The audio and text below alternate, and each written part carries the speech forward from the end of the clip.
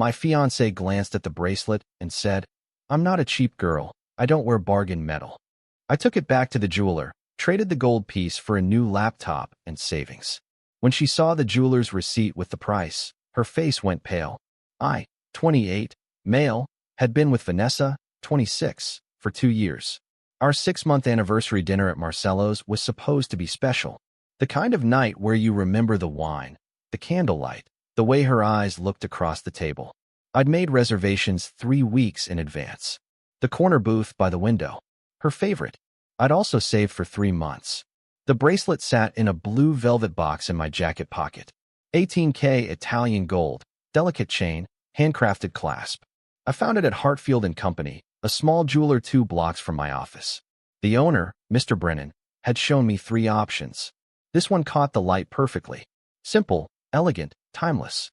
When dessert arrived, I slid the box across the table. Vanessa's eyes lit up. For exactly 2 seconds. She opened it, glanced at the bracelet, barely touched it.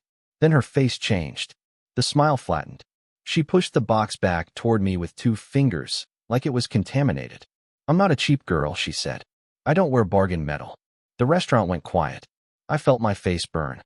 "Babe, when you're ready to be serious about us, you know where to find me." I didn't argue. I didn't explain. I smiled, picked up the box, and walked out. The receipt in my laptop bag told a different story.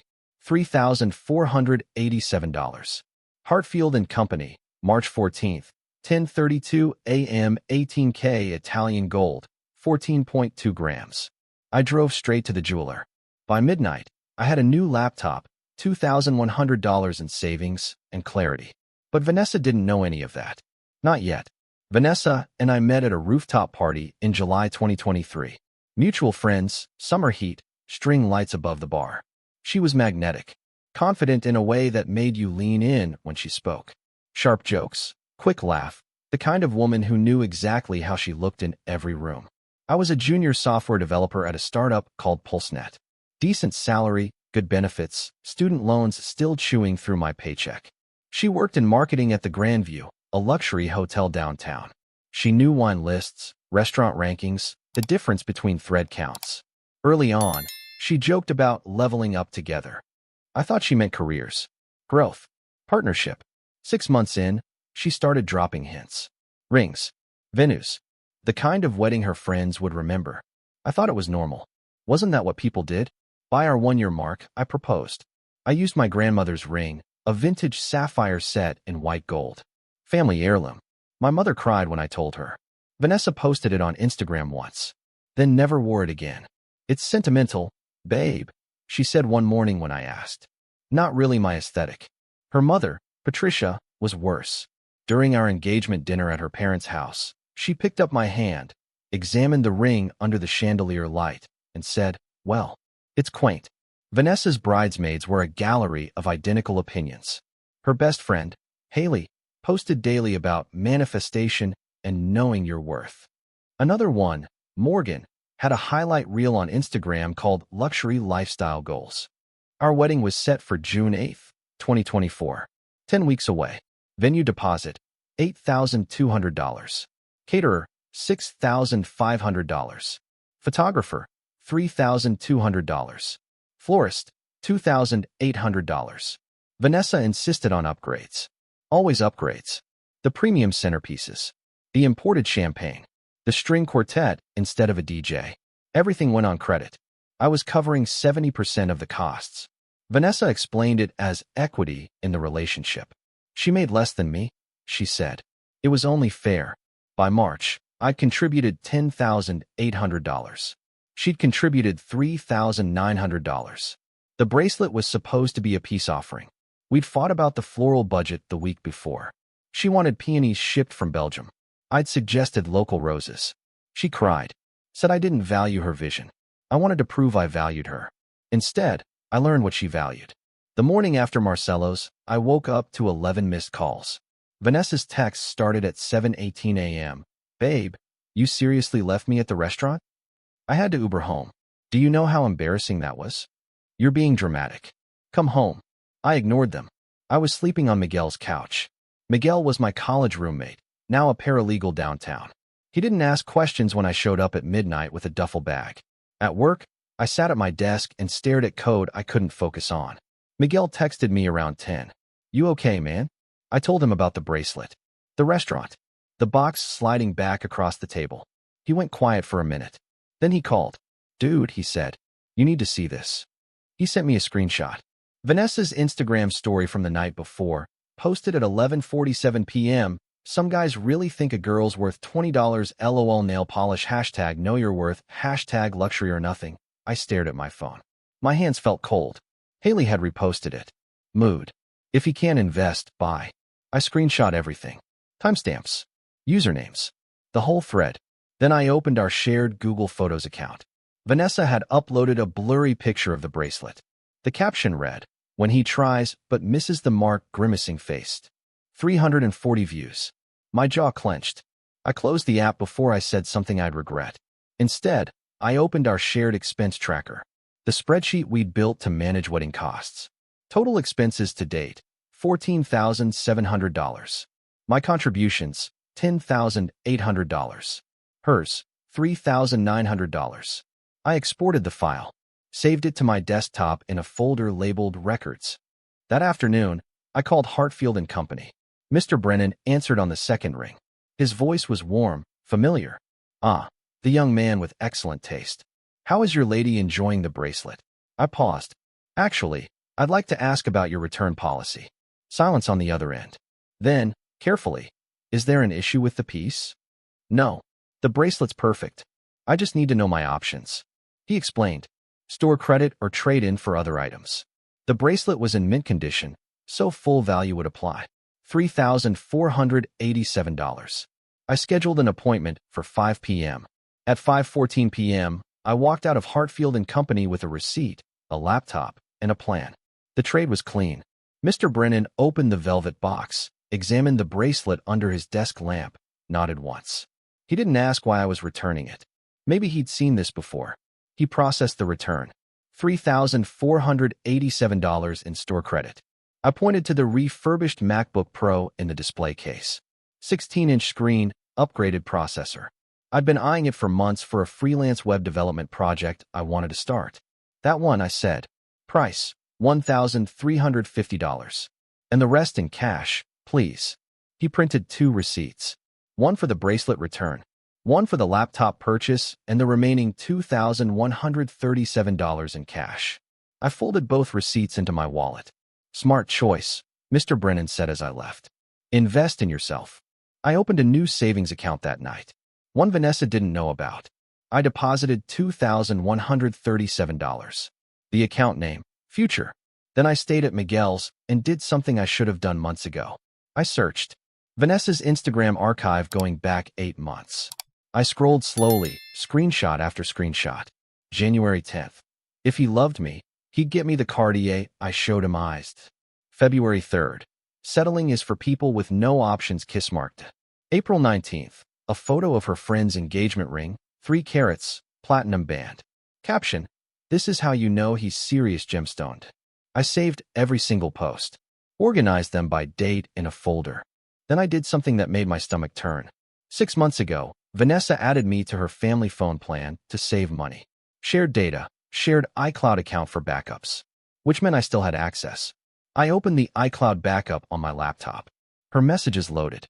The group chat with the bridesmaids. 7 members. Vanessa, Haley, Morgan, Sophie, 2 others I'd only met once. I scrolled to March 15th, the morning after Marcelo's. Haley, 9:43 a.m. OMG, did he actually try to give you that? Vanessa. Girl, I almost laughed. It looked like something from a street vendor. Haley, you deserve Tiffany minimum. Vanessa, I'm training him. He'll learn. Face with tears of joy, Morgan. Training, LMYOLO. Men are so clueless. Vanessa, he walked out like a little kid. It was almost cute. Sophie, wait, he just left you there. Vanessa, yeah, but he'll apologize. He always does. I read the thread 3 times. My hands were completely steady as I screenshot every message. 15 screenshots total. I saved them to the folder. Labeled it, Vanessa, Evidence. Inside were the Instagram posts, the group chat, the expense tracker, and both jeweler receipts.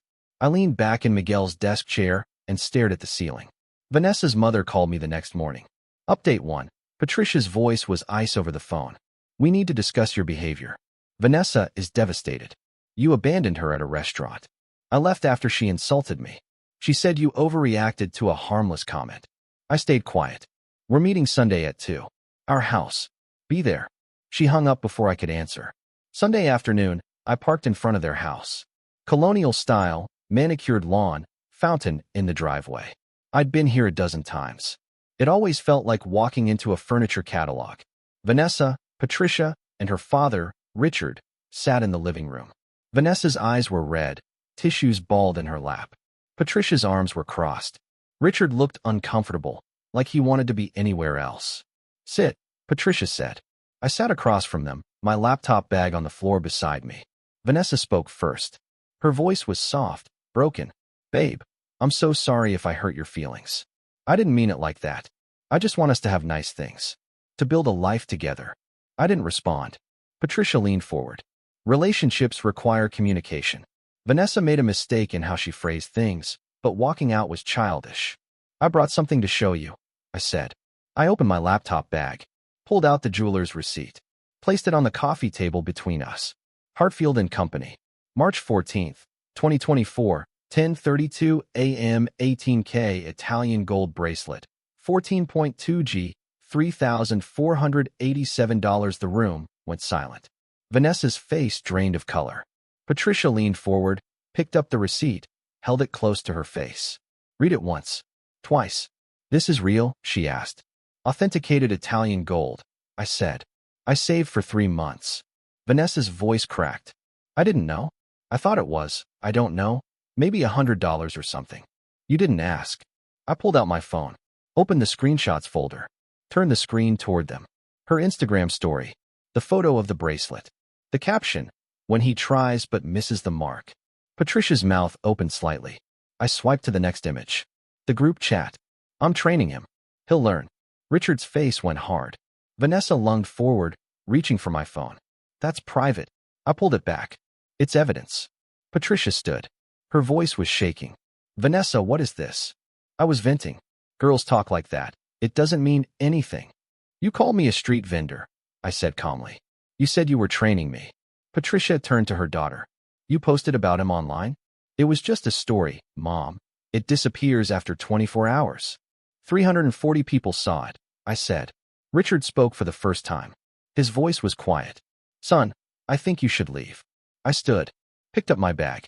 I'm canceling the wedding. The venue contract has a 60-day cancellation clause. I'll recover most of the deposit. Vanessa's scream followed me to the door. You're ruining everything. Everyone's going to think I'm a joke.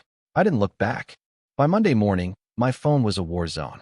Update 2. Miguel texted me at 8:42 a.m. Dude, Haley just called me screaming about you humiliating Vanessa in front of her parents. What the hell happened? I sent him a screenshot of the receipt. Holy shit. My mother called at 9:15. Your aunt says the wedding's off? Mijo, what's going on? I explained everything. She listened without interrupting. When I finished, she was quiet for a long moment. I never liked her, she finally said. You deserve better. At 10:03 a.m., I received an email from the venue. Subject, cancellation request, confirmation, Dear Mr. Navarro, your cancellation request has been received and approved per contract clause 14.2. 60-day notice entitles you to an 80% refund of your deposit. Estimated return, $6,560. Processing time, 10 business days. I forwarded it to my personal email and saved a copy. Then the call started. Unknown numbers. I let them go to voicemail. But the texts kept coming. Vanessa's cousin, Jenna. Hey, I heard what happened. I'm sorry. For what it's worth, she pulled the same thing with her ex, Marcus. Demanded a Gucci bag for Valentine's Day. When he got her Coach, she dumped him a week later. I screenshot that immediately. Haley posted an Instagram story at noon. Some people can't handle a woman with standards faced with rolling eyes. The comments tore her apart. Standards or gold digging? Did you see the receipt? $3,500 isn't cheap. She embarrassed herself and now she's blaming him. Pathetic. Haley deleted the story within an hour. By 2 p.m., 3 bridesmaids had DM'd me privately. Morgan, I'm sorry for what I said in the group chat. That was mean. Sophie, I didn't know the whole story. You didn't deserve that. The third one, a girl named Bree, sent me a video file. You need to see this. I downloaded it. It was from Vanessa's bachelorette party planning meeting. Someone had recorded it on their phone. Vanessa sat on a couch, wine glass in hand, laughing. He's sweet, she said to the group, but I'm gonna need to upgrade his taste before the wedding. He still thinks Olive Garden is fine dining. The girls around her laughed. Train him, girl. You're doing God's work. The video was 2 minutes and 14 seconds long. I saved it to the folder. My mother called again at 4 p.m. I told her everything. She sighed. Mijo, you did the right thing. That girl would have bled you dry. Wednesday night, Vanessa showed up at my apartment. Update 3. I heard the pounding at 9:47 p.m. I checked the peephole. Vanessa stood there, mascara streaked down her face. Patricia was behind her, arms crossed, face tight. I opened the door, but kept the chain on. We need to talk, Vanessa said. No, we don't. Patricia pushed forward. You've humiliated our family. Vanessa made a mistake, but you're being vindictive and cruel. I showed you proof. You saw the posts. You saw the messages. Vanessa's voice cracked. I was joking. It was girl talk. You know I love you. You call me a training project. I didn't mean it like that. You're twisting everything. I'm done, Vanessa. I closed the door. The pounding continued for another 2 minutes. Then it stopped. My phone buzzed. Haley had posted again. Toxic men will weaponize one mistake to destroy a woman's reputation. Protect your peace, ladies. Broken heart. I stared at the screen. Then I made a decision. I opened Instagram. Posted a single image. A grid. For screenshots. Top left, the jeweler's receipt. $3,487. Top right, Vanessa's Instagram story. Some guys really think a girl's worth $20 LOL. Bottom left, the group chat. I'm training him. Bottom right, the expense tracker. My contributions versus hers. Caption, when the one mistake is public humiliation and the cheap bracelet cost $3,487. Protect your truth. I posted it. Within 2 hours, it had 847 reactions, 216 shares. The comments flooded in. She belongs to the streets. King behavior. Receipts don't lie. This is why you always check the price before you talk. Dodged a bullet, my guy. Friday morning, I received an email from a law firm. Subject, cease and desist, defamatory social media content, on behalf of our client. Ms. Vanessa Hartwell, we demand you immediately remove all social media posts referencing Ms. Hartwell and cease further defamatory statements. Failure to comply will result in legal action. I forwarded it to my friend Denise. She was a lawyer at a mid-sized firm downtown, someone I'd helped with a website redesign last year. She called me 10 minutes later, laughing. This is adorable. Do they know what defamation means? Can they actually do anything? Not if everything you posted is true, which it is. You have screenshots, receipts, timestamps. Truth is an absolute defense. Want me to respond? Please. Her reply email was 1 paragraph. All posted materials are factual and supported by timestamped, verifiable evidence. Ms. Hartwell's own public statements are documented and remain accessible. No defamatory content has been published. No further contact will be entertained. She CC'd me. I saved the email to the folder. By the end of May, Vanessa's world had collapsed. Miguel kept me updated. He heard things through mutual friends, through the social media grapevine, through people who love drama more than discretion. Haley and Vanessa had a falling out. Haley's Instagram post backfired so badly that she started losing followers. Someone dug up old posts where she'd bragged about finessing men for free dinners. She went private. Vanessa went private too, but not before 4 of her bridesmaids quit the bridal party.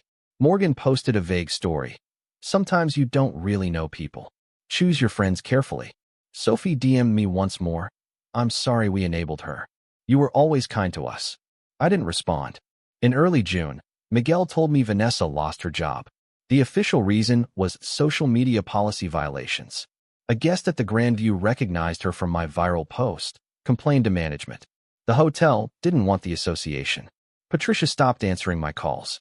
Not that I was calling, but I tried once to arrange picking up a box of my things I'd left at Vanessa's apartment.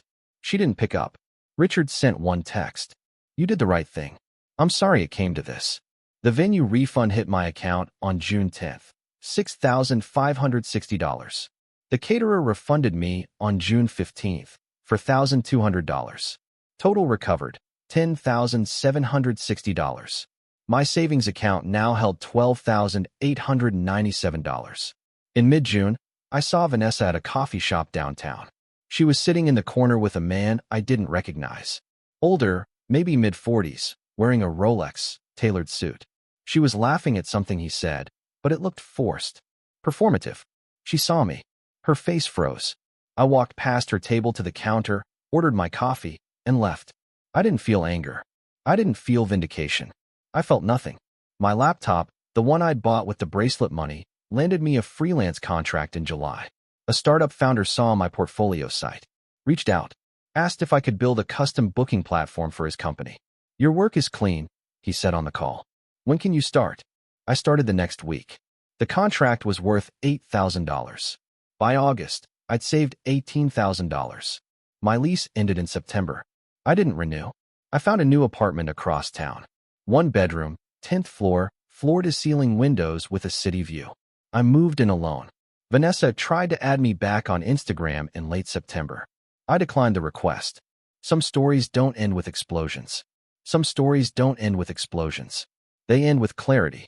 I kept the evidence folder on my desktop for a year. Then, one afternoon in October 2025, I deleted it. I didn't need proof anymore. The truth had already done its work. The bracelet became a laptop. The laptop became a career. The wedding deposits became savings. The savings became freedom. In November 2024, I met someone new. Her name was Aisha. She worked in graphic design for a nonprofit downtown. We met at a coffee shop, the same one where I'd seen Vanessa months earlier. Aisha was sitting alone, sketching in a Moleskine notebook. I asked what she was drawing. Constellations, she said, smiling. I'm designing a poster series. We talked for 2 hours. On our third date, I gave her a small gift. A vintage poetry book I'd found at an estate sale. Rumi, her favorite poet, she'd mentioned once in passing. She looked at the book, ran her fingers over the cover, and smiled. This is so thoughtful. How did you know I loved poetry? You mentioned it, I said. I was listening. Her eyes softened. Thank you. I didn't tell her about Vanessa that night. I didn't need to. Aisha wore a simple silver bracelet her grandmother had given her when she turned 16. She never asked me for anything. Never posted about worth or standards. She just existed, calmly, authentically, without performance. By December 2024, I'd been promoted at PulseNet. Salary increase, $15,000 annually. I deleted Vanessa's number. Deleted Patricia's. Blocked Haley and the bridesmaids I didn't care to remember. The wedding was supposed to be June 8, 2024. On June 8, 2025, I was in Portugal with Aisha. We stood on a cliff in Lagos, watching the Atlantic crash against the rocks below. The sunset painted the sky in shades of orange and violet. Aisha leaned into me, her head on my shoulder. This is perfect, she said quietly. I thought about the bracelet. About Marcelo's. About the Instagram story and the group chat and the receipts I'd carried for months like ammunition. And I smiled. Because she was right. Vanessa texted me once more in late 2025. A new number I didn't recognize. I know it's been a while. I just wanted to say I'm sorry. I was shallow and materialistic. You deserve better. I hope you're happy. I read the message twice. Then I deleted it. Some apologies come too late. Some lessons cost $3,487. And some cheap bracelets buy you a life.